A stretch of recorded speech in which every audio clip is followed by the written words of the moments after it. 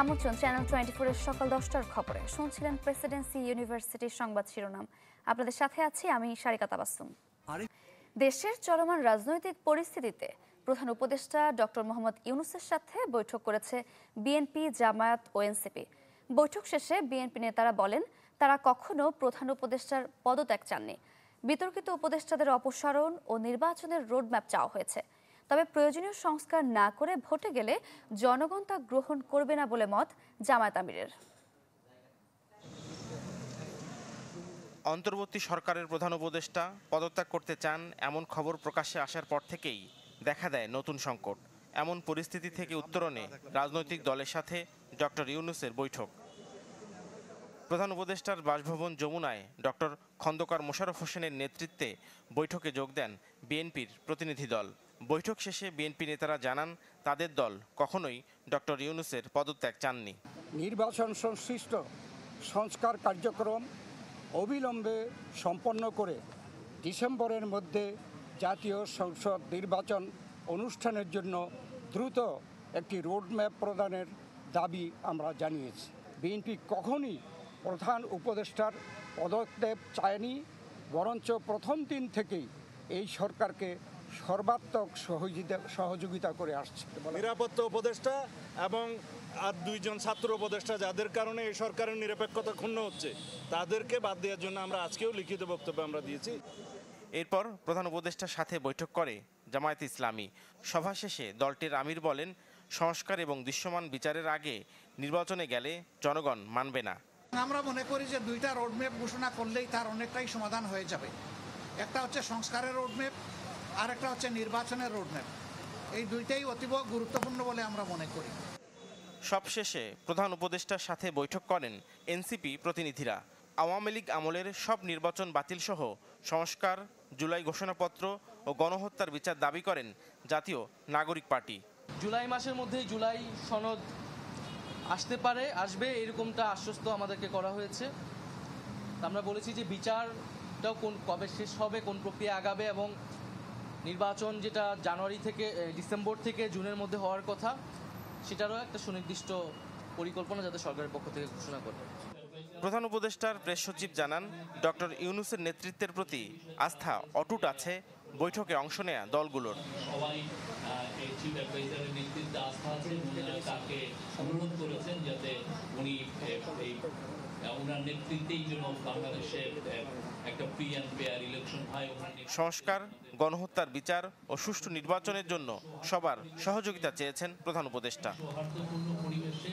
নাফিউল ইসলাম Lincoln, channel 24, Dhaka.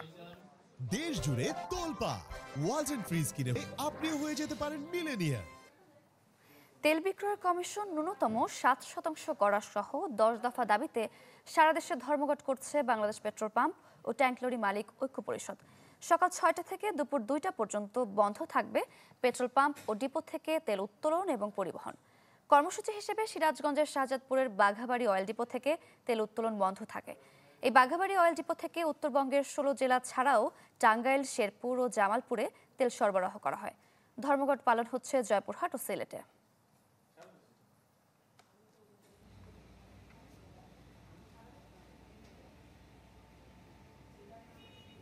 ধর্মঘটের কারণে বাঘাবাড়ি থেকে কোনো তেল উত্তোলন হচ্ছে না, আমাদের ট্যাঙ্ক লরি চলতেছে না। তারপরে 2টার পরে ধর্মঘট ছাড়লে আমরা আবার বিভিন্ন জায়গায় তেল নিয়ে সরবরাহ করে করবো। এটা বাঘাবাড়ি না, শুধু সারা বাংলাদেশে বন্ধ আছে। উঠানে এবং বিক্রি পেট্রোল পাম্প বন্ধ আছে। 10 দফার দাবি মাইনে নিলে আমাদের সমাধান হবে। দর্শক, আরো খবর জানাতে জয়পুরহাট থেকে সরাসরি যুক্ত হচ্ছেন সহকর্মী হারুনুর রশিদ। হারুন, ধর্মঘট চলছে, দাবিগুলো নিয়ে বিস্তারিত জানাবেন আমাদের। সারিকা, কেন্দ্রীয় কর্মসূচির অংশ হিসাবে জয়পুরহাটে 20টি পেট্রোল পাম্পে বাংলাদেশ পেট্রোল পাম্প মালিক ও ট্যাঙ্ক লরি মালিক সমিতি তারা কিন্তু পেট্রোল পাম্প বন্ধ রেখেছেন। এই বন্ধ রাখার ফলে কিন্তু সকাল 6টা থেকে 2টা পর্যন্ত এদের এই বন্ধ কর্মসূচি চলবে। তো এই সময় কিন্তু অনেকেই পেট্রোল পাম্পে আসছেন, এসে তেল নিতে এসে তারা কিন্তু ফিরে যাচ্ছেন, অনেকে দুর্ভোগে পড়ছেন, অনেকে তেল বাইরে না পেয়ে তারা অনেকে এখানে আটকা পড়ে আছেন। এখানে পেট্রোল যে পাম্পের তেল দেওয়া হয় সেটিকে বন্ধ রেখে এখানে যে কর্মচারীরা আছে তারা কিন্তু বাইরে তারা অবস্থান করছেন। তো পেট্রোল পাম্পের মালিকের সঙ্গে আমরা যে জানিয়েছি তাদের যে 10 দফা দাবি আছে, এই 10 দফা দাবি মানা না পর্যন্ত তাদের যে আজকে 25 তারিখ, এই 25 তারিখ তাদের যে কর্মসূচি দেওয়া আছে সকাল 6টা থেকে বেলা 2টা পর্যন্ত তাদের সকল প্রকার তেল দেওয়া এখানে বন্ধ থাকবে। তো এই বন্ধ থাকাকালীন সময়ে কিন্তু যে সবচাইতে ভুক্তভোগী যারা এখানে আসেন তাদের সঙ্গে আমরা কথা বলেছি, তো তারা যেটি জানিয়েছেন যে এটি যদি আগে থেকে তারা জানতেন যে পেট্রোল পাম্পে ধর্মঘট ডাকা হবে, তেল পাওয়া যাবে না, তাহলে হয়তো তারা তেল আগে থেকে তারা ব্যবস্থা করতেন। প্রয়োজনের তুলনায় তারা তেল নিতে আসছেন, অনেকে হাসপাতালে যাবেন রুগী নিয়ে, কিন্তু সেখানেও তারা যেতে পারছেন না, কর্মস্থলে যেতে পারছেন না। তো নানা দুর্ভোগে পড়ে গেছেন। কিন্তু এখানে যারা তেল মানে প্রয়োজন, জ্বালানি তেলের প্রয়োজন, তারা পেট্রোল পাম্পে এসে এই ধরনের মানে সবচাইতে যে বিড়ম্বনা, এটা যে কল্পনা না দেখলে কিন্তু এটা বোঝানো মনে করেন মুশকিল। তো এই ছিল জয়পুরহাটের পেট্রোল পাম্প থেকে তেল বন্ধের সর্বশেষ খবর। সারিকা। হারুন, ধন্যবাদ আপনাকে। দর্শক, জয়পুরহাট থেকে যুক্ত হয়েছিলেন সহকর্মী হারুনুর রশিদ। দর্শক, ট্রাইব্যুনালে আজ গুরুত্বপূর্ণ দুটি মামলার আনুষ্ঠানিক চার্জশিট দাখিলের কথা রয়েছে। আরও খবর জানাতে সরাসরি যুক্ত হচ্ছেন সহকর্মী মাসুদুর রহমান। মাসুদ। তারিকা, আজকে জুলাই আগস্টে যে চাংখারপুলে 1 থেকে 5 আগস্ট যে নির্বিচারে মানুষ মারা হয়েছিল সেটির তদন্ত প্রতিবেদন আনুষ্ঠানিকভাবে ট্রাইব্যুনালে দাখিল করবেন বলে জানা গেছে এখন পর্যন্ত, যেখানে সাবেক ডিএমপি কমিশনার হাবিবুর রহমান সহ 8 জনকে আসামি করে গত 20 এপ্রিল চার্জশিটটি দাখিল করা হয়েছিল, সেটির যাচাই বাছাই শেষে আজকে আনুষ্ঠানিকভাবে ট্রাইব্যুনালে উপস্থাপন করবে প্রসিকিউশন এবং সেখান থেকে পরবর্তীতে এটি যাচাই বাছাই করে ট্রাইব্যুনাল অভিযোগ আমলে নেওয়ার বিষয়ে আদেশ দেবেন।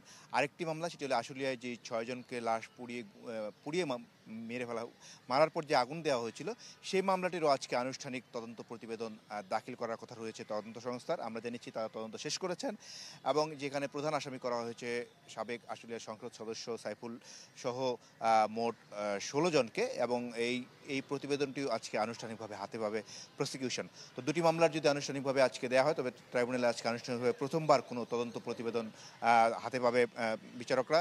এবং আরেকটি মামলা রয়েছে যেটি শেখ হাসিনা যে বিদেশ থেকে ফোন কলে রেকর্ডের মাধ্যমে তিনি যে নেতাকর্মীদের আগুন দেওয়ার হুমকি দিয়েছিলেন, মেরে ফেলার হুমকি দিয়েছিলেন, সেই মামলার শেখ হাসিনাকে যে বলা হয়েছিল আনুষ্ঠানিকভাবে ট্রাইব্যুনালে হাজির হয়ে ব্যাখ্যা দেওয়ার জন্য, সে বিষয়ে একটি তারিখ রয়েছে আজকে। সেটির বিষয়ে যে আওয়ামী লীগ নেতাকে ব্যাখ্যা দেওয়ার কথা বলা হয়েছিল তিনি কোনো ব্যাখ্যা দেননি আমরা এখন পর্যন্ত জানতে পেরেছি। আর শেখ হাসিনার বিষয়টি তো এখন পর্যন্ত তিনি যেহেতু ভারতে রয়েছেন তার হাতে ওখানে প্রশ্ন আসে না। তো দুটি মামলা ওই বিষয়েও এটিতে সর্বোচ্চ সাজা আদালত অবমাননার যেটি অভিযোগ আনা হয়েছে সেখানে সর্বোচ্চ সাজা 6 মাসের জেল রয়েছে। সেই মামলাটিরও যদি আজকে তাদেরকে তারিখ না দেওয়া হয় তবে সে বিষয়ে আজকে ট্রাইব্যুনাল আনুষ্ঠানিকভাবে কোনো আদেশ অথবা রায় দিতে পারেন। তো মোট 3টি মামলার আদেশ আজকে হবে। এর মধ্যে আনুষ্ঠানিক অভিযোগ প্রথমবারের মতো জুলাই আগস্টের যে গণহত্যা সেটির আনুষ্ঠানিকভাবে কোনো তদন্ত প্রতিবেদন বিচারকরা হাতে পাবেন। মাসুদ, ধন্যবাদ আপনাকে। দর্শক, ট্রাইব্যুনালে গুরুত্বপূর্ণ দুটি মামলার আনুষ্ঠানিক চার্জশিট দাখিলের কথা রয়েছে আজ। বিস্তারিত জানাচ্ছিলেন সহকর্মী মাসুদুর রহমান। একটা বিরতি নিচ্ছি, ফিরছি একটু পরেই, সাথেই থাকুন। আবারও আমন্ত্রণ সকাল 10টার খবরে। জাতীয় কবি কাজী নজরুল ইসলামের জীবনের এক অবিচ্ছেদ্য অংশ জুড়ে রয়েছে কুমিল্লা। প্রতিবছর কবির জন্ম ও মৃত্যুবার্ষিকীতে স্মৃতি রক্ষায় নজরুল প্রেমীদের প্রতিশ্রুতি ও তৎপরতা দেখা দিলেও পরে কবির স্মৃতিচিহ্ন রক্ষায় নেওয়া হয় না কোনো কার্যকর পদক্ষেপ। নামমাত্র কার্যক্রম আর লোকবল সংকটে নিস্তব্ধ কুমিল্লা নজরুল ইনস্টিটিউট। চিরতরে দূরে চলে যাব তবু আমারে দেব না ভুলিতে। কাজী নজরুল ইসলামের এই চয়নটুকু চিরভাস্বর হয়ে আছে কুমিল্লাবাসীর হৃদয়ে। সেখানকার মাটি ও মানুষের সঙ্গে বিদ্রোহী কবির রয়েছে অটুট বন্ধন। অথচ সংরক্ষণ আর বেদখলে কবির অনেক স্মৃতি এখন হারিয়ে যেতে বসেছে। জেলায় নজরুল ইনস্টিটিউটটির কার্যক্রম শুরুর 1 যুগ পেরিয়ে গেলেও নেই গবেষণা ও গ্রন্থাগার। দর্শনার্থীদের অভিযোগ, জাদুঘরে নজরুল সহ গুণীজনদের ছবি থাকলেও নেই পরিচিতি বা বর্ণনা। এখানে একটা জাদুঘর আছে যেটা আমরা ব্যবহার করতে পারছি না, কারণ হচ্ছে সেটা বন্ধ থাকে, কোনো লোক নেই। আমাদের বিভিন্ন শিল্পী পুরানো শিল্পী, বাট এদের যদি একটা ছোট্ট একটা দেওয়া হয়, যে এদের পরিচিতি দেওয়া হয়, শুধু নাম লিখিয়ে রাখা খালাস। পরিকল্পনার অভাব আছে, এখানে সিরিয়াসনেস নাই, তো এটা নিয়ে ভাবার জায়গা নেই, ভাববার লোক নাই যাতে সুন্দর করে করার মতো। এটা নিয়ে কাউকে নিয়ে বসেও না, আর আমরাও জানি না আর আর্কাইভে কি হচ্ছে, আর্কাইভে কি আছে। নজরুল কুমিল্লাকে কতটুকু আলোকিত করেছেন, আর কুমিল্লা নজরুলকে কতটুকু দিতে পেরেছে, গড়ে তুলেছে, সেই সংক্রান্ত ব্যাপারে সেই সুযোগ যেন সৃষ্টি করে দেয়। লাইব্রেরিতে 4000 বই থাকলেও অনেকেরই তা জানা নেই। জনবল সংকটে জাদুঘর বন্ধ রাখার বিষয়টি স্বীকার করে শিগগিরই ব্যবস্থা নেওয়ার কথা জানান প্রতিষ্ঠানটির সহকারী পরিচালক। 2টা লাইব্রেরির কক্ষ আছে যেখানে আমাদের অসংখ্য লোককে আমরা বসার ব্যবস্থা করে দিতে পারি। স্থানীয়ভাবে যদি কোনো আমরা পাণ্ডুলিপি পাই, সেক্ষেত্রে আমরা ঢাকায় কথা বলে সেটা পাণ্ডুলিপি রিভিউয়ার কমিটি আছে, রিভিউয়ারের মাধ্যমে আসলে যখন গ্রহণযোগ্য হবে ওইভাবে আসলে প্রকাশনার ব্যবস্থাটা করে দেওয়া যাবে। ইনস্টিটিউটটি যেন প্রাণবন্ত এক চর্চা কেন্দ্রের রূপ নেয়, এমন প্রত্যাশা নজরুল প্রেমীদের। Desk report, channel 24। এই ছিল সকাল 10টার খবরে। বিশ্বের যে কোনো প্রান্ত থেকে সবশেষ খবর জানতে ভিজিট করুন আমাদের ফেসবুক পেজ, ইউটিউব চ্যানেল ও ওয়েবসাইটে। এতক্ষণ সাথে থাকার জন্য ধন্যবাদ সবাইকে।